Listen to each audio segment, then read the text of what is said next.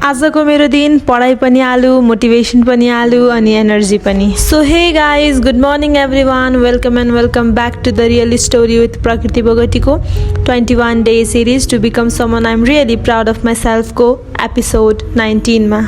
आज म पुरा दिन घरको काममा व्यस्त भएँ। पढ्न बस्नु थियो तर बसेन, प्लान बनाएको फलो भएन।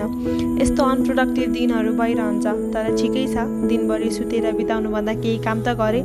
अरू दिन गर्न नसकेको घरको सबै कामहरू सकेँ, पर्सनल हाइजिन पनि। हरेक दिन प्रोडक्टिभ हुनुपर्छ भन्ने पनि त छैन। आज ब्रेनले रेस्ट माग्यो अनि बडीले रेस्पोन्सिबिलिटी सम्हाल्यो। आज बुक खोलेन होला, तर लेजी पनि त भएन। सबै दिन जितको लागि हुँदैन, केही दिन सर्भाइभ गर्नुको लागि पनि हुन्छ।